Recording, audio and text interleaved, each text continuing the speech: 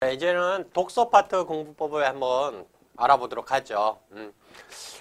독서 파트는 요즘에 문법만큼 비중이 늘어나고 있는 곳이죠. 파트예요. 그래서 여러분 독서 파트는 공부를 좀 잘해야 돼요. 독서라고 해도 상관이 없고 독해라고 해도 상관이 없어요. 근데 이제 독서 파트에서 어떤 문제들이 많이 나오고 어떤 형식으로 나오는지를 좀 보면 되는데, 옛날에는 아주 간단하게 한 문단이 시험 문제 출제됐어요. 그래서 한 문단이 나와서 거기에서 글쓴이의 견해라든가 글쓴이의 글을 쓴 의도라든가 뭐 이런 걸 묻는 문제가 나왔었는데, 요즘에는 이제 조금씩 지문이 길어지고 있는 추세지요. 예, 그거 참고를 해 놓으세요. 예. 그래서 한 문단이었던 것이 요즘에는 세 문단, 또 드물게는 5개의 문단으로 이렇게 나오는 경우도 있어요. 그래서 여러분 그럼 여기서 제일 중요한 것은 무엇이냐, 무엇을 묻는 문제냐? 말 그대로 독서는 독해, 얼마나 잘 읽고 이해했느냐의 문제거든요. 그러니까 확인하는 것이 많이 나오겠죠. 이 글을 읽었는데 내용 일치하는 것에서 지문을 제대로 읽었느냐를 확인하는 내용 일치 문제. 그 다음에 전개 방식. 이게 안 나올래 안 나올 수가 없겠죠. 그 다음에 여러분들을 좀 곤욕스럽게 하는 게 글의 흐름 또는 순서를 파악하는 거예요. 이거는 그 일관성과 관련돼 있겠죠. 그래서 앞뒤 문장의 흐름이 자연스러우냐 자연스럽지 않으냐. 또 어떤 때는요 문장과 문장의 순서를 묻는 문제도 나오지만 조금 더 어려워지면 뭐가 되냐면 단락과 단락의 순서를 묻는 문제도 나와요. 제가 지금 정확히 기억이 나지 않지만 8급인가의 시험에서는 관동별곡을 순서대로 나열하는 것이 출제됐었죠. 와, 그렇게 나오면 힘들겠죠. 그 관동별곡을 순서대로 나열하는 것을 묻는 문제는 여행한 지역을 기억하고 있느냐. 이런 문제인데 이런 건 별로 좋은 문제 같진 않아요. 그 다음에 반응의 감상 문제가 이제 일반적으로 시험 문제 나오는데 그걸 한번 정리해 보도록 할까요? 여러분 내용일치 문제는요. 내용일치 문제 그 다음에 전개 방식 이렇게 있어요. 이거가 이제 주예요. 전개 방식. 그런데 위 글의 내용과 일치하는 것은 이렇게 나올 수도 있고 또는 위 글의 전개 방식으로 알맞은 건 이렇게 따로따로 나올 수도 있어요. 근데 이것들을 한꺼번에 묶어서 나올 수도 있어요. 어떻게? 뭐뭐에 대한 설명. 그래서 여러분들이 기억하셔야 되는 것은요. 문제에 뭐뭐에 대한 설명 이렇게 추상적으로 되어 있다면 내용일치이거나 아니면 전개 방식 중에 하나로 선택지가 이루어졌겠구나 이렇게 생각하시면 돼요.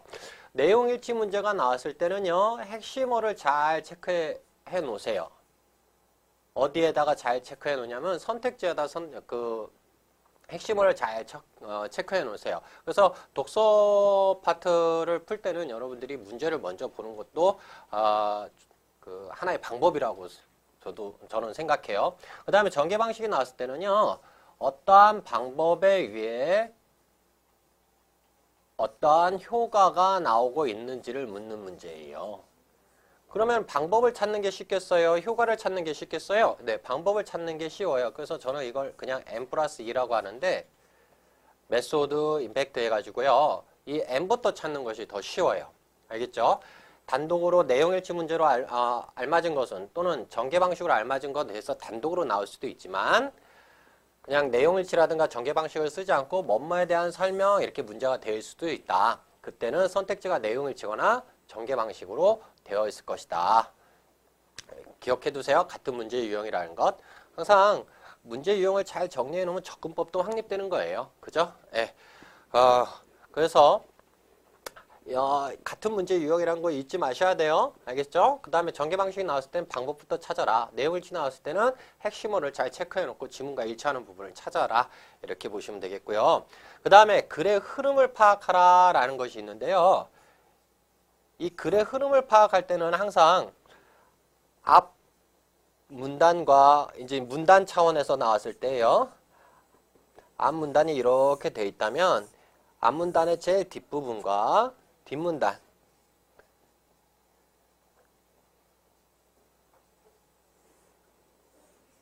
이 부분이 서로 일치하는 부분이 많은 것 순서대로 하시면 돼요. 또는 뭐를 보시면 되냐면 접속어를 잘 체크하시면서 보시면 돼요. 만약에 이 문단 앞에 또 이렇게 돼 있다면 또 그리고 라고 했을 때 이건 나열되는 거니까 이 문단 다음에 바로 요 녀석이 오는 거고요. 그러나 라고 되어 있을 때 이 문장과 반대되는 것이 그 문단의 제일 뒤에 있는 것을 찾으면 이 순서가 이렇게 될 거예요. 그래서 이렇게 되고요.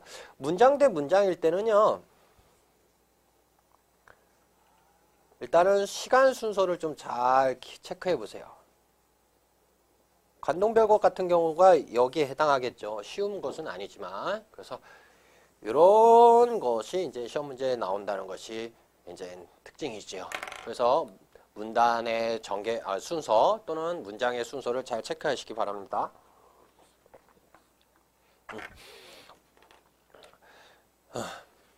그 다음에 여러분들이 조금 고통스럽게 하는 것이 반응,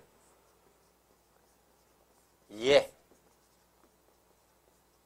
감상 문제지요. 근데 이 녀석들은 그냥 크게 여러분들 너무 따로 문제 유형을 만들지 마시고 그냥 이것은 그냥 내용일치 문제다 이렇게 해서 이 내용일치 문제를 확 묶어버리세요. 아까 내용일치 문제는 어떻게 하라고 그랬어요? 핵심어를 체크하고 지문에 있는지 그 핵심어가 지문과 일치하는지 찾으면 된다고 그랬죠? 그래서 반응, 이해, 감상은 이거 무슨 문제지? 이렇게 생각하지 마시고 그냥 내용일치야. 그냥 지문에 있는 내용과 일치하면 돼. 이렇게 생각하시면 돼요. 알겠죠? 너무 어려워하지 마세요. 그 다음에 이제 여러분들이 힘들게 하는 것이 이제 추론이라든가 비판 문제예요. 이 추론이나 비판 문제는 푸는 방법이 있어요. 첫 번째, 지문에서 언급한 것이어야 돼요. 지문에서 언급한 것.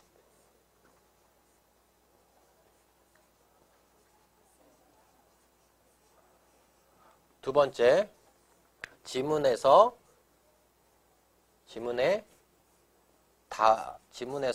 답을 찾을 수 있어야 될까요? 없어야 될까요? 찾을 수 없어야 한다. 이게 이제 추론 문제 푸는 방법이에요. 여기까지 이해되세요? 그래서 만약에 뭐라 할까요? 장동건은 남자이다. 다음 중 추론으로 알맞은 것은 장동건은 남자이다. 이런 추론 되겠어요? 안 되겠어요? 안 되죠. 지문에서 언급한 대상이긴 하지만 장동건하고 상관이 없는 다른 것이 나와야지. 장동건의 종교는 무엇일까? 이렇게 해서 추론 문제가 될 거예요. 근데 장동건이가 일주일에 한 번 교회를 가고 이렇게 그럼 추론할 수 있겠죠. 교회 다닌다라고는 안 나오겠지만 기독교다라는 것을 우리는 추론할 수 있어요. 그 다음에 비판 문제는요. 추론 문제가 유사해요. 지문에서 언급한 거여야 돼요. 언급. 대신에 지문에 언급된 것과 어떻게 돼야 돼요? 정반대가 돼야 돼요. 됐죠? 그런데요, 그냥 위글에 대한 비판으로 알맞은 거 됐을 때 이렇게 찾으면 되는데 보기가 있을 때는 또 달라져요. 보기를 바탕으로 위글에 대한 비판으로 알맞은 거 됐을 때는 첫 번째는 보기하고 일치하는 걸 찾아야 되고요. 두 번째는 지문에 정반대되는 것을 찾으면 돼요. 지문과 반대되는 것을 찾으면 돼요. 푸는 방법. 이거는 이제 1월 시간에 다시 한번 설명해 드릴게요. 그 다음에 여러분 중심 소재 찾는 문제가 이렇게 있을 거예요. 여러분 중심 소재를 찾아라 또는 이 문제가 무슨 문제냐면 표제를 찾아라 또는 이걸 가지고 다른 데서 강의할 때 강좌명으로 알맞은 것을 찾아라 이런 것들은 다 뭘 찾는 거냐면 왓을 찾는 문제예요. 이게 무슨 말이냐면요. 중심 소재를 찾는 거예요. 중심 소재를 찾는 문제이기 때문에 이 중심 소재는 주로 어디에 나타나냐면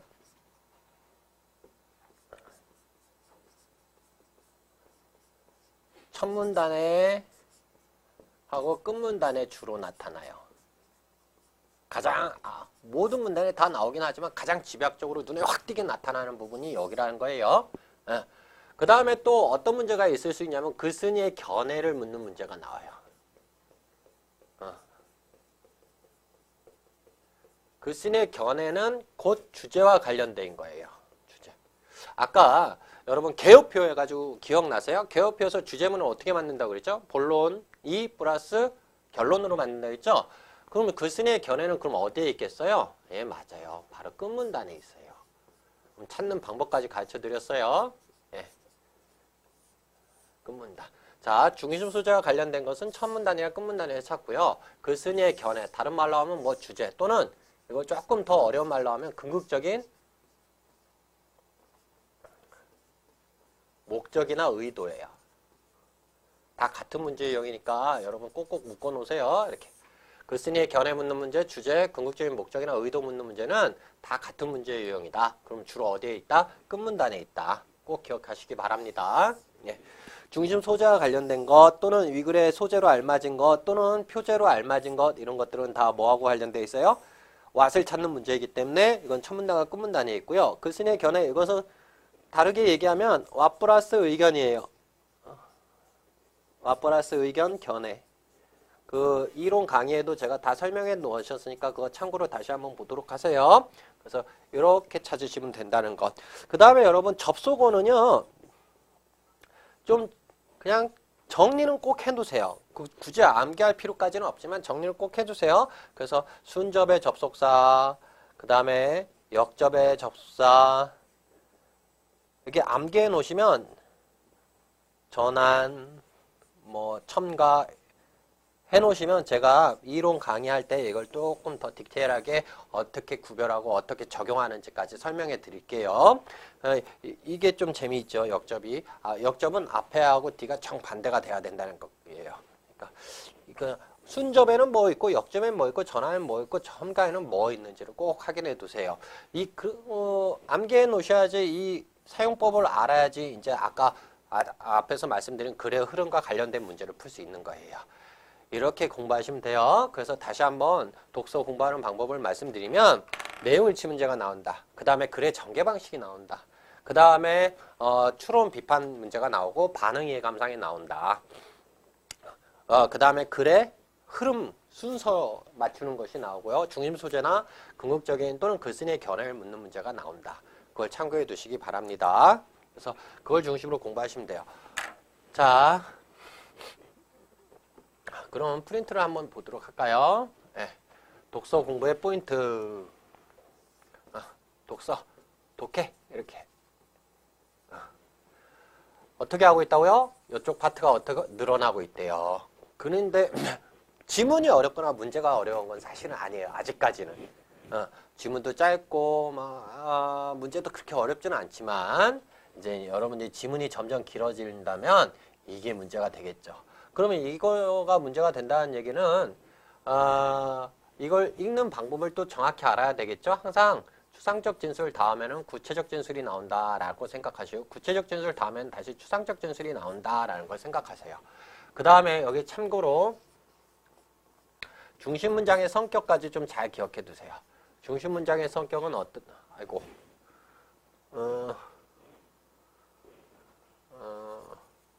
중심 문장의 성격은요. 추상적 진술이에요.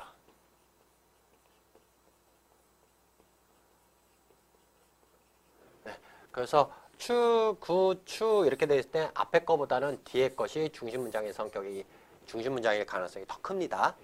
그래서 중심 문장의 성격 이거 꼭 기억해 두세요. 추상적이다.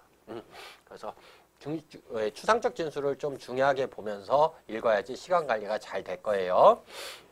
하나의 문단으로 이루어진 것이 독서짐의 일반적인 특징이었다면 요즘에는 3개 또는 드물게는 5개의 문단으로 이루어진 경우도 있습니다. 문단이 많아지는 것은 문제가 어려운 것보다는 시간의 문제가 더 중요합니다. 그래서 문단의 구성과 그에 따른 전개 유형 정도는 기본적으로 파악해 놓으시기 바래요. 그리고 뭐를 잘 해놓으셔야 되면 문제 유형을 정리를 잘 해놓으셔야지 유형이 정리돼야지 뭐를 확립할 수 있겠어요. 접근법을 확립할 수 있어요. 자, 독서 문제 유형에는 크게 7가지 정도로 나눌 수가 있는데요. 이거는 가르치는 선생님마다 좀씩 달라요. 근데 이거는 이제 제 견해예요. 제 견해. 참고하시기 바라요. 그래서 제일 많이 나오는 것은 내용일치겠죠. 내용일치. 아주 단순한 문제이면서도 가장 흔한 문제. 그죠? 그래서 여기 뭐뭐에 대한 설명 이렇게 해놨는데 아까도 말씀드렸죠. 뭐뭐에 대한 설명 이렇게 문제가 추상적으로 되어 있을 때는 내용일치거나 글의 전개 방식을 묻는 문제다.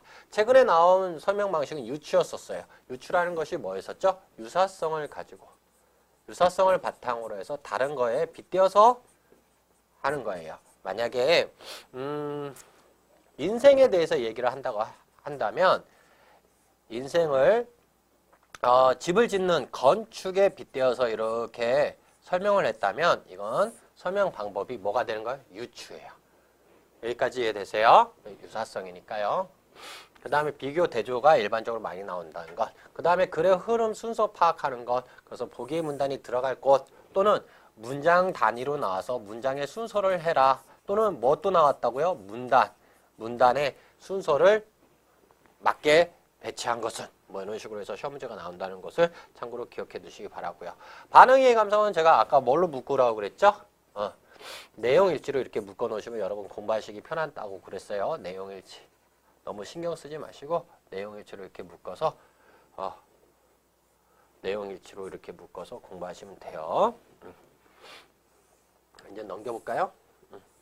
그 다음에 추론 문제는 어떻게 풀라고 그랬어요? 첫 번째, 지문에서 언급한 것이지만 지문에서 답을 찾을 수 없어야 된다. 기억나시죠? 그 다음에 비판 문제는 어떻게 풀라고 그랬어요? 지문에서 언급한 것이고 지문과 정반대로 되어야 된다. 근데 또 조심해야 되는 건 보기가 있을 때는 또 조심해야 해야 돼요. 보기가 있을 때 첫 번째는 보기하고 일치해야 되고요. 보기하고 일치. 두 번째는 어떻게 풀라고요? 지문과 정반대되게 얘기하면 된다고 그랬어요. 그 다음에 중심 소재 찾는 거, 중심 문장 찾는 건데요. 중심 소재 찾는다는 것은 뭐 찾으라는 거겠어요? 와 찾는 문제라고 했죠? 이거 같은 문제 유형은 뭐라고 그랬어요? 표제 찾아라. 그 다음에 또 뭐라고 그랬죠? 광자명으로 알맞은 거 뭐 이런 것들이 다 여기에 해당한다고 주로 어디에 있다고 그랬어요? 첫 문단이나 끝 문단에 있다고 그랬어요. 그럼 중심 문장 찾아라 라는 것은 이것은 아까도 말씀드렸듯이 와 플러스 의견을 찾는 문제고요. 이거는 주로 어디에 있다고 그랬어요? 끝 문단에 있다고 그랬죠? 그럼 이거 찾는 문제를 다르게 바꾸면 뭐가 된다고 그랬어요? 글쓴이의 견해로 알맞은 것은 또는 궁극적인 목적으로 알맞은 것은 궁극적인 의도로 알맞은 것은 이런 것이 된다고 그랬죠. 예. 그래서 제목 찾는 문제는 그럼 뭐가 되겠어요? 와 찾는 문제가 될 거예요. 그럼 어디서 찾으면 되겠어요? 첫 문단이나 끝 문단에 찾으면 되고요. 글쓴이와 경계하는 태도는 이건 글쓴이의 견해가 들어가 있어야 되겠죠? 이것은 와 플러스 의견이니까 끝 문단에서 주로 찾으면 될 것 같습니다. 그 다음에 접속어의 적절한 사용에서 여러분 그 순접, 역접 이거 정리해놓고 암기하고 계시라고 그랬어요. 이런 시간에 그걸 좀 디테일하게 설명해 드릴 테니까요. 독서 지문에서 주로 나오는 건 설명문이에요. 그 다음에 논설문. 논설문은 그럼 뭐 찾아야겠어요? 근거의 타당성을 찾는 문제겠고요. 설명문은 말 그대로 이해 잘했느냐예요. 그러면은 뭐 정보 확인하는 문제가 제일 많겠죠. 정보 확인. 논설문은요. 주장하는 글이죠. 아무래도 비판, 추론 문제가 이쪽에서 더 많이 나오죠. 됐죠? 그 다음에 이렇게 이루고 있지만 인문학과 관련된 것, 뭐 조선의 힘 이런 것 나온다는 것. 그리고 낯선 지문이 나왔다고 당황하지 마세요. 비문학은요. 독서 파트는요. 여러분들이 궁금하고 모를 거는 미리 다 설명이 되어 있으니까 너무 두려워할 필요가 없어요. 특히 낯선 단어 나왔다고 두려워할 필요도 없습니다. 예, 이렇게 해서 문학 공부, 독서 공부하는 것에 대해서 팁을 잡아봤어요. 이제 문학 공부를 좀 우리가 해봐야 되는데요. 여러분 문학은요 공부하는 방법이 여러 가지가 있을 수 있겠죠. 뭐 각자 뭐 성향대로 다 다를 수가 있겠죠. 하지만 문학은 공부하는 팁은요. 갈래의 개념을 정확히 알아두시면 돼요. 갈래의 견해. 개념. 자꾸 혀가 꼬이네요. 서정적 갈래라는 말이 있죠?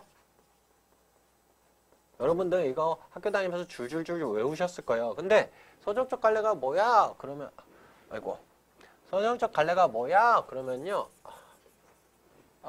개념을 설명하는 것보다는 씨요 이렇게 설명하는 경우가 더 많아요. 예, 맞아요. 씨 맞아요. 근데 이제 서정이란 말을 풀어서 보면 정서나 태도를 표현했다예요. 뭐라고요? 정서나 태도를 뭐 했다고요? 표현했다고요. 그럼 시험 문제 꼭 나오는 게 뭐겠어요? 맞아요. 이 표현이니까 뭐가 꼭 나오겠어요? 표현상의 특징이 꼭 나오는 거죠. 아까 표현상의 특징은요. 이것 또한 M 플러스 E 이렇게 되어 있어요. 이게 무슨 말이냐고요? 방법 플러스 효과. 뭐부터 찾으면 되겠어요? 이 녀석부터 찾으면 돼요. 그 다음에 꼭 나오는 거에 정서나 태도를 묻는 문제가 꼭 나오겠죠. 그럼 이 녀석을 파악하기 위해서는, 알기 위해서는 뭐를 알아야 되냐? 상황이나 처지를 파악해야 돼요. 그러면 상황과 처지를 알기 위해서는 문장 내에 무엇을 체크해 보면 되냐면요. 수식어라든가 서술어를 체크하면 쉽게 찾을 수 있어요. 그러니까 여러분들이 이제 문학 공부하실 때 C 파트, 즉 서정적 갈래가 나왔다면 정서나 태도를 표현했다니까 어떻게 가시면 되겠어요? 쭉쭉 읽어가세요. 뭐 C라고 한 줄 한 줄 끊어서 읽으면 안 돼요. 쭉쭉 읽으면서 수식어와 서술어를 체크해서 지금 어떠한 상황인지 파악한 다음에 그 상황을 통해서 정서와 태도를 생각해내면 되는 거예요. 그 다음에 뭐 찾으면 되겠어요? 표현상의 특징을 찾으면 돼요. 자, 이제 정리합시다. C는 정서나 태도, 상황, 처지, 그 다음에 표현상의 특징을 묻는 문제가 시험 문제 나온다. 그 다음에 서사적 갈래라는 것이 있죠. 여러분 서사적이라는 말이 무슨 말인지 개념을 정확히 알아두시면 돼요. 이 서자하고 이 서자하고는 한자가 다르다는 거 여러분 아세요? 네. 서사라는 건 사건을 서술했다라는 뜻이에요. 뭘 서술했다고요? 예, 맞아요. 사건을 뭐 했다고요? 서술했다. 그래서 소설에서 표현상의 특징이라고 하지 않고요. 소설은 대부분 일반적으로 시험 문제 나올 때 서술상의 특징이라는 용어가 나오는 거예요. 됐죠? 그러면 서술상의 특징이 꼭 시험 문제 나오겠죠? 사건이 생기면 뭐가 발생하겠어요? 갈등. 맞아요? 갈등이 나오면 뭐가 뭐가 표출되겠어요? 인물의 성격이 표출되는 거예요. 그럼 사건이 일어나면 또 뭐가 있어야 되겠어요? 배경이 있어야 되겠죠. 그래서 소설에서 시험 문제 나올 때 그 요소들이 다 여기에 해당하는 거예요. 이 5가지 요소를 잘 체크하셔야 돼요. 여기 서술상의 특징 했을 때 여기에는 시점도 여기에 들어가고요. 문체도 여기에 들어가고요. 뭐 기타 등등 여기에 다 들어가는 거예요. 여러분들이 알고 있는 주동 인물, 무슨 인물, 뭐 이거. 그 다음에 뭐 지금 무슨 뭐 하다 뭐 이런 거고요. 그 다음에 갈등 했을 때 이거는 내적 갈등부터 외적 갈등까지 살펴보면 되고요. 그 다음에 이 사건이 무엇인지를 체크해 봐야 되겠고요. 그 배경이 직설적으로 제시되느냐 안 되느냐에 따라서 뭐 역사 뭐 사실성을 부여하고 있다 뭐 이런 용어들은 배경과 관련된 거라는 것도 참고로 기억해 두시면 돼요. 자, 서정적 갈래, 정서나 태도를 표현했다. 그래서 정서, 태도, 상황, 처지, 표현상의 특징 찾는 데 주력하시고요. 소설 공부할 때는 서사적 갈래니까 사건을 서술했다니까 서술상의 특징과 사건, 갈등, 인물의 성격, 배경을 찾는 데 주력하시면 돼요. 그 다음에 여러분 교술이라는 것이 있는데요. 이 교술적 장르는 출제 비중이 이 2개에 비하면 좀 적지요. 주는 아무래도 이 2가 주겠죠. 교술이라는 말은 무슨 말이에요? 네, 맞아요. 가르치기 위해 썼다예요. 그러면은 교술은 체험 플러스 뭐가 이렇게 나오냐면요. 교훈 깨달음이 나오겠네요.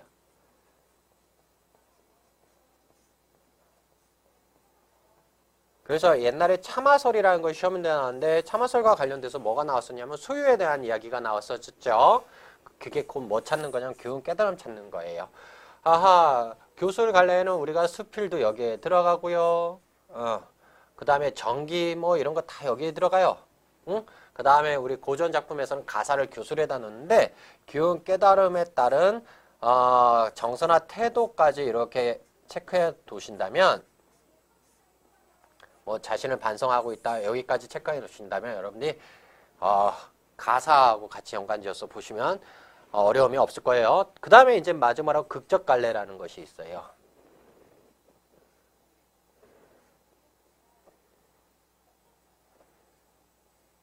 여러분 극적 갈래라는 것은 무엇으로 이루어졌다는 얘기예요? 극적 요소로 이루어졌다라는 얘기예요. 극적 요소. 또 또 어려운 문학 용어 하나 나왔죠? 그럼 극적 요소라는 게 뭐게요? 네, 맞아요. 행동과 대사를 극적 요소라고 그래요. 그러면은 극적 갈래인 극이나든가 시나리오에서 제일 중요한 건 뭐겠어요? 행동과 대사의 의미를 찾는 것이 포인트겠죠. 근데 여러분 이 서사하고 극적 갈래는 서로 친척이라는 거 아시죠? 그러면은 극적 요소로 되어 있다는 얘기는 다른 말로 얘기하면 무슨 말이냐면요. 사건 갈등 인물의 성격들이 뭘로 표출되었다는 얘기예요? 행동과 대사를 표출되었다는 얘기예요. 그러니까 이 극적 요소의 의미, 즉 행동과 대사의 의미를 좀 파악하셔야 되고 극적 갈래에서 사건 갈등 인물의 성격도 파악하셔야 되겠네요. 무엇을 통해서요? 행동과 대사를 통해서 파악해야 된다는 그 뜻입니다. 그래서 이렇게 문학의 갈래로 공부하시는 것이 여러분들이 문학 공부를 좀 더 쉽게 접근할 수 있는 방법일 거라고 생각됩니다. 일단 이렇게 문학을 크게 4가지 단계로 구별해서 하시고요. 그 다음에 여러분들이 하셔야 되는 건 이제 현대문학과 고전문학을 좀 나누는 연습을 해보셔야 돼요.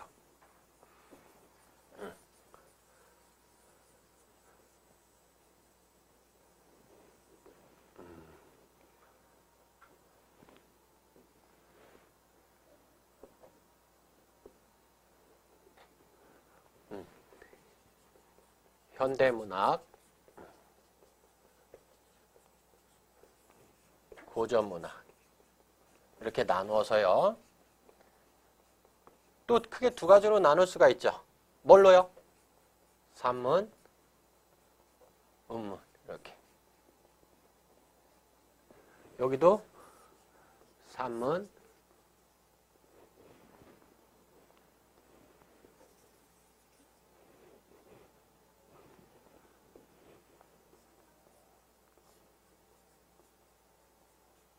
음문 이렇게 나눠 볼 수 있겠죠. 산문에는 뭐 소설이 여기에 들어가겠죠. 소설. 그 다음에 수필류가 여기에 들어가겠죠. 그 다음에 한문 수필인 썰이라는 장르도 여기에 들어가겠죠. 뭐 기타 등등. 그 다음에 가전체도 여기에 들어가겠죠. 네, 가전체. 전의 형태를 빌린 것, 사물을 의인화한 것, 뭐 이런 것들이 여기에 들어갈 거야. 음문은요, 시죠. 한시, 가사 이런 것들 고려가요.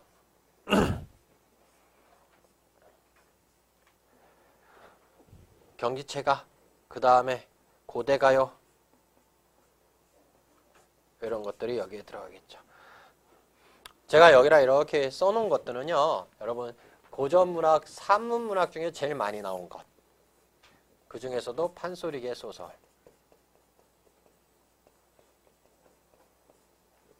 제일 많이 나온 것만 제가 정리해서 써놓은 거예요. 시조, 그 다음에 가사, 고려가요, 고대가요.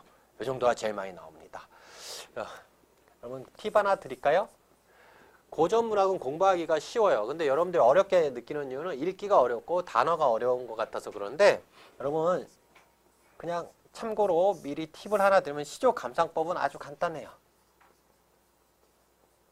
시조는 서정적 갈래에 들어가겠죠. 그래서 초장과 중장에서는요. 뭘 체크하시면 되냐면 상황, 처지가 어떠한지만 잘 체크하시면 돼요.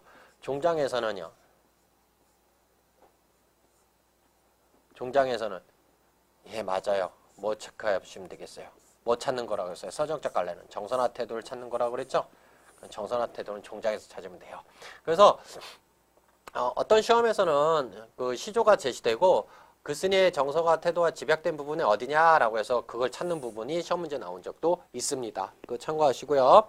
그리고 종장에서 정서와 태도를 또 찾기 어렵죠. 그럼 세자, 다섯자, 네자, 세자 이렇게 되어 있을 때 이 부분에 대부분 집약되어 있다는 것까지 참고하세요. 알겠죠? 꼭 기억하세요. 시조 감상 팁입니다. 이거는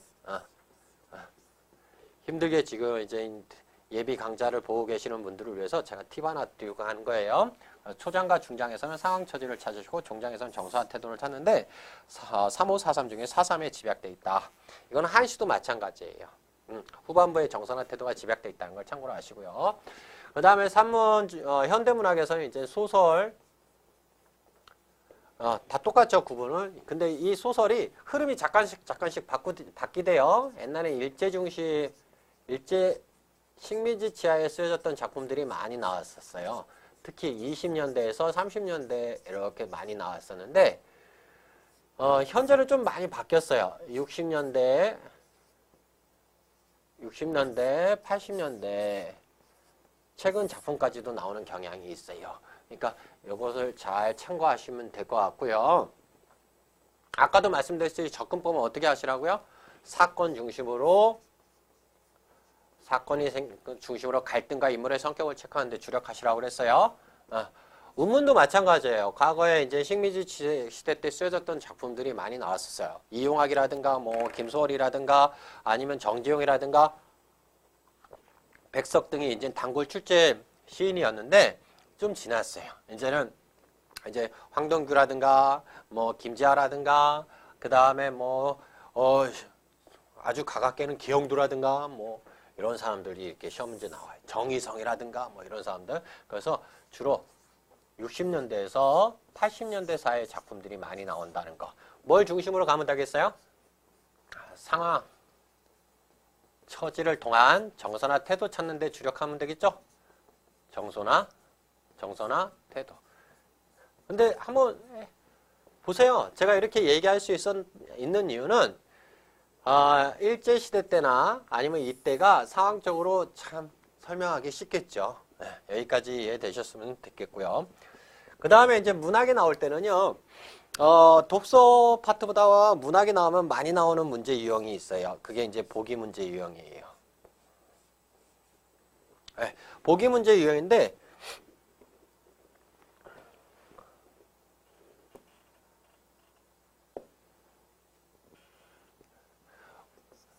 보기가 나오면 여러분 크게 두 가지를 생각하세요. 보기에서 설명하는 것은 첫 번째는 문학 이해 관점이다.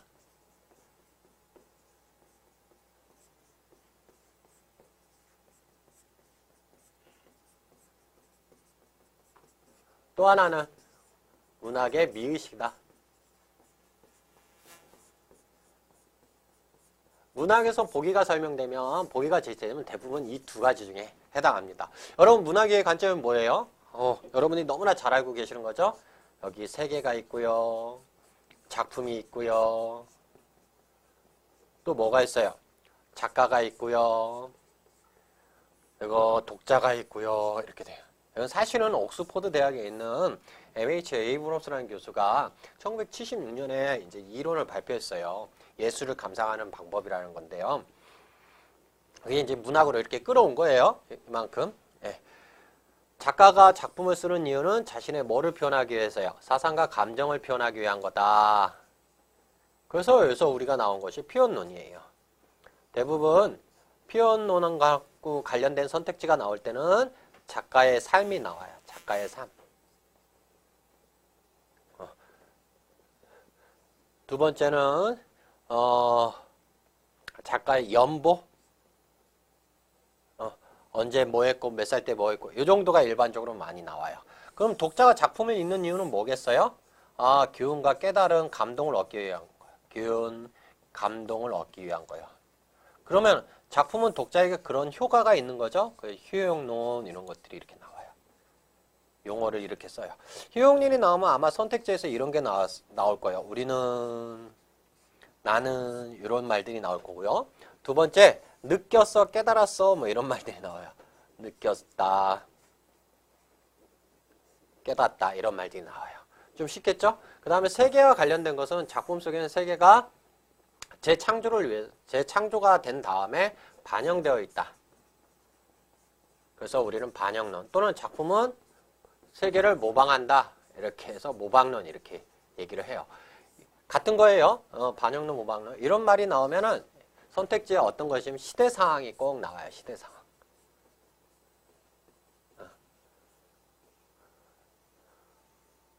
시대상황. 이런 것들이 꼭 나와요. 그 다음에 어떤 역사적 사건이 이렇게 나와요. 역사적 사건. 뭐 시대상황으로 같은 말이라고 봐도 상관없어요. 이렇게. 됐죠? 그 다음에 이제 작품 자체만을 떼어놓고 보는 것을 우리는 객관론이라고 그래요. 객관론. 이 객관론은 우리가 보기가 없는 일반적인 문제들이 다 객관론에 해당한다고 보면 돼요. 뭐 시어의 의미라든가 뭐 형식과 관련된 거라든가 또는 문체와 관련된 거라든가 서술자 또는 서정적 자와 관련된 거라든가 주제라든가 갈등이라든가 시점이라든가 이런 것들은 다 객관론, 즉 절대주의라고도 해요. 절대주의와 관련된 거예요. 여러분 여기는 밖이에요, 아니에요? 집에 있는 사람이 저 봤을 때는 밖에 나간 거지만 지금 촬영하는 공간은 아니겠죠? 안과 밖은 반드시 뭐가 있다는 얘기예요? 기준이 있다는 거죠? 그러면 문학의 관점에서 기준은 뭘까요? 예, 작품이에요. 여기까지 이해되세요? 그래서 작품을 기준으로 아니냐, 내재적 관점이라고 그러고요. 바뀌냐, 그래서 외재적 관점이라고 그래요. 여러분 이 외재적 관점에 해당하는 것은 모방론이 여기에 해당하겠고요. 모방론을 다른 말로 반영론이라고 그러고요. 그 다음에 표현론, 그 다음에 효용론이 다 여기에 들어갑니다. 내재적 관점은 예, 객관론이 여기에 이렇게 들어가는 거예요. 그래서 이런 문제 나오면 사실 지문 안 봐도 풀 수 있어요. 문학의 관점. 예. 여기까지 이해되셨어요? 최근에 나온 문제 중에서는 이 5가지 이 다음에 해당하는 것은 해서 이 문학 이해의 관점이 나온 적이 있죠. 그 다음에 이제 또 하나가 나오는 것이 이제 미의식이죠. 미의식도 출제된 적이 있죠, 최근에. 여러분 미의식은 다 아시죠? 이론 공부 열심히 하셔서 다 아실 텐데 이렇게 기억하시면 돼요. 저는 이제 뱃살이 제일 부드럽다. 좀 이상하게 들릴지 모르겠지만 암기하시라고 하는 거예요. 뱃살이 왜 부드러우냐? 비계가 많아서 그렇다. 이렇게 기억하시면 돼요. 그래서 여러분 비계살은 고와 이렇게 기억하시면 돼요. 비계살은 어때요? 고와. 잘 기억해 두세요. 좀 억지 같긴 하죠. 그래서 이게 이상, 추가하는 것.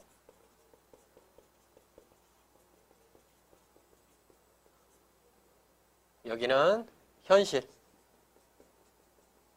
있는 것. 반대,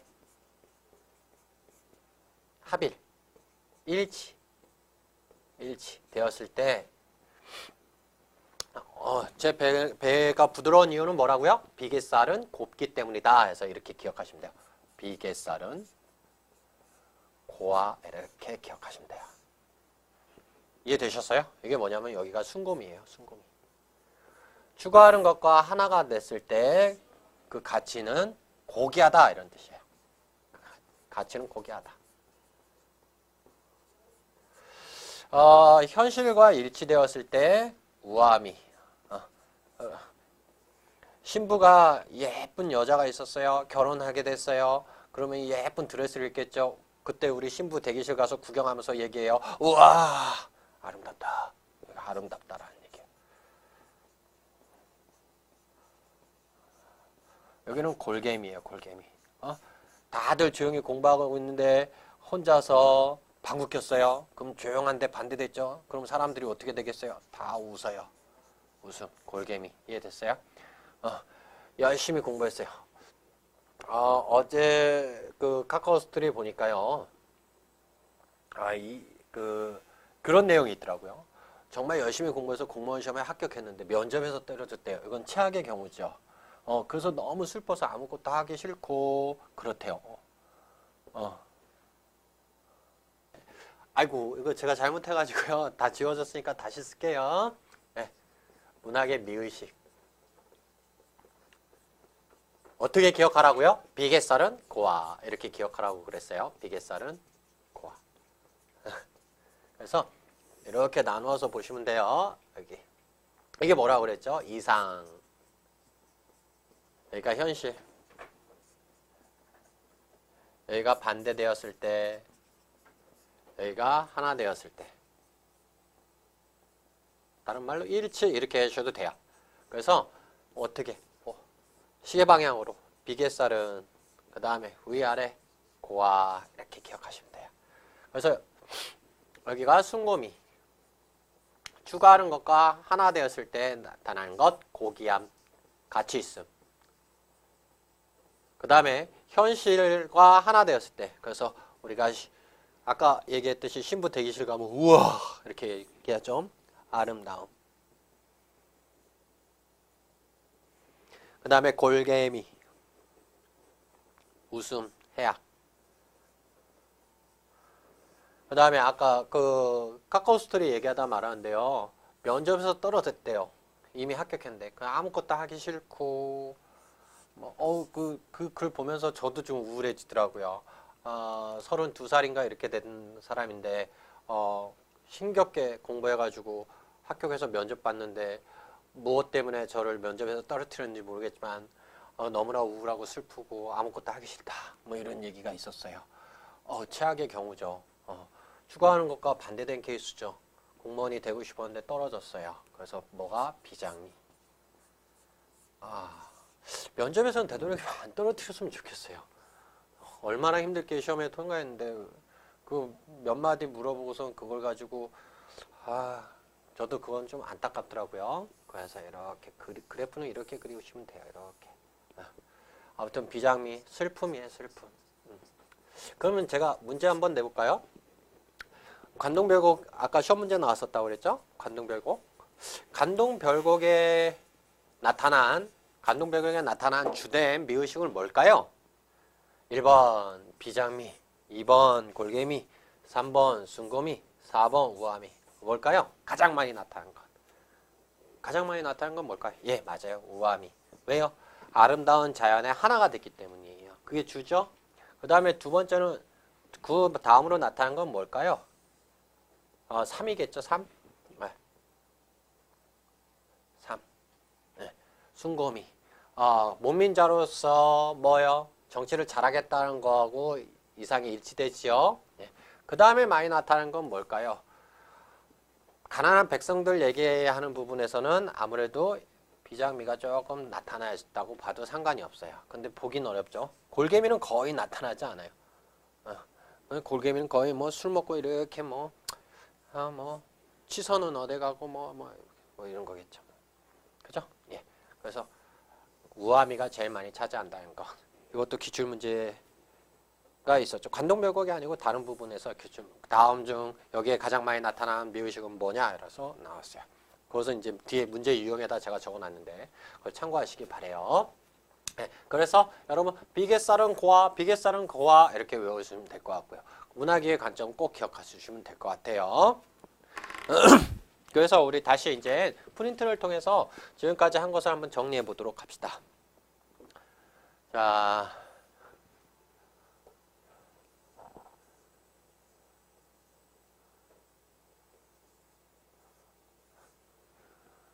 자, 문학을 공부하실 때는 뭐를 하는 게 좋다고요? 문학의 갈래. 문학의 갈래는 몇 가지가 있었어요? 4가지가 있었죠? 서정, 서사, 극, 교술. 그 갈래의 특징대로 작품을 접근하시면 더 쉽게 해결할 수 있을 거예요. 서정은 어떻게 하라고요? 정서나 태도를 표현했다 이런 말이라고 그랬죠? 그래서 정서나 태도를 찾는 데 주력하셔야 되는데 정서나 태도는 상황 처지를 파악해야 되고 그 다음에 표현상의 특징을 찾아야 된다. 그 다음에 서사는요. 사건을 서술했다니까 서술사의 특징이 시험 문제 나오고 사건이 가장 중요하다. 그래서 사건이 일어나면 갈등이 발생하고 갈등이 생기면 인물의 성격이 표출된다. 이런 식으로 접근하시면 돼요. 여기 이렇게 이제 머릿속으로 뭔가 떠오르시죠? 교수적 갈래는요. 교훈 깨달음을 중심으로 해라. 지금 여기 이렇게 써 있어요. 표현했단 말이다. 그래서 정서나 태도, 상황, 처지, 표현상의 특징 문제가 반드시 나온다. 그 다음에 서사적 갈래였을 때 사건을 서술했다이다. 그러므로 사건과 관련된 인물의 성격과 특징, 그 다음에 야기된 갈등, 해소 방식, 그 다음에 서술했으니까 서술의 특징이 꼭 나온다. 그래서 이렇듯 문학의 갈래의 특징 종류를 알고 그렇게 접근한다면 문학은 그렇게 어렵지 않을 것이다. 그 다음에 뭘로 나누어서 해라? 고전문학과 현대문학으로 이렇게 나누어서 해라. 이렇게 나누어서 공부하시면 쉽습니다.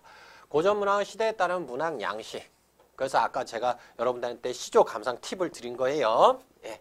그 양식의 특징을 묻는 문제가 주로 나오고 또 많이 나오는 부분이 어디라고 그랬어요? 고려 가요라든가 그 다음에 시조라든가 가사 여기가 주로 나온다고 그랬어요. 접근법을 잘 정리해 두시면 됩니다. 이건 이론할 때 같이 해드릴게요. 여기 이제 고려가요, 시조, 가사. 왜 이런 것들이 고려가요가 왜 많이 나올까요? 서민문화이기 때문이에요. 서민들의 진솔한 삶의 모습이 잘 나타났기 때문이겠죠. 그 다음에 또한 뭐 아까 한자나 한자성어 얘기할 때도 말씀드렸듯이 주로 고전 문학과 연계되는 경향이 있어요. 특히 이제 고전 소설과 주로 많이 연관되는데 공무원 시험에서는 우문 문학과 연관되는 경우가 더 많이 있습니다. 그래서 시조에 나타나는 어떤 태도라든가 뭐 이런 거. 그래서 옛날에 주세붕의 오륜가가 시험 문제 나온 적이 있었죠. 그게 뭐였죠? 거한 재미라는 거. 그 다음에 또 뭐 또 나왔었냐면 귀라유지 뭐 이런 거 기억나십니까? 그 다음에 또 거한 재미는 뭔지 아시죠? 그 다음에 조홍시가도 시험 문제 출제된 적이 있었고요. 예. 그러니까 그 시조하고 연관지어서 제법 많이 나온다는 것도 참고로 해두시기 바래요. 예. 여기 시조 한자성어 됐죠? 한자성어가 나올 땐 주로 뭐라고요? 상황과 처지 또는 정서나 태도와 관련된 것들이 나온다고 그랬어요. 현대문학은 앞에서 언급했던 것처럼 갈래의 특징과 형식에 맞게 접근하시면 돼요. 그죠? 그래서 수사법 같은 건 기본적으로 꼭 기억해 두시고요. 화자, 태도, 상황 같은 거 묻는 문제, 그 다음에 갈등 양상, 서술자의 태도, 이게 이제 여러분 시점과 관련된 거예요. 그래서 이 소설은 특정 인물의 시각으로 전개되고 있다. 뭐 이런 얘기들이 시험 문제 나올 수가 있겠지요. 그 다음에 서술자의 특징, 뭐 이런 것들. 그 다음에 이제 보기 문제가 나왔을 때는 여러분 뭐가 출제된다고 그랬어요? 보기가 나왔을 때는 크게 두 가지가 되는데 하나는 문학의 관점이에요. 여러분 문학의 관점은 아까도 말씀드렸듯이 반영론, 모방론, 그 다음에 표현론, 효용론, 객관론 이렇게 네 가지로 나누어서 공부해 놓으시면 될 것 같고요. 그 네 가지를 또 뭘로 크게 두 가지로 나누면 되겠죠? 내재적 관점과 외재적 관점으로 나누어서 공부하시면 돼요. 그 다음에 또 둘째는 뭐가 나온다고요? 문학의 미의식. 여러분 기억나세요? 비개살은 고화. 그래서 좀 아까 방금 전에 설명한 거예요. 그래서 문학의 관점과 문학의 미의식에 대해서는 반드시 정리가 필요합니다. 그래서 잘 해놓으시기 바라고요. 보기 문제에서 이 미의식은 잘 출제되지 않아요, 사실은. 제일 많이 나온 게 문학의 관점이 주를 이루고 있다는 것까지 참고해 두시면 될 것 같습니다. 다음 시간에는요, 이제 기출문제를 가지고 이제 어떤 것들이 나왔는지 확인하는 과정으로 할게요. 문제를 뭐 다 푸는데 의의를 두지 아니하고 어떤 것들이 나왔는지 확인하는 정도까지 가도록 하겠습니다.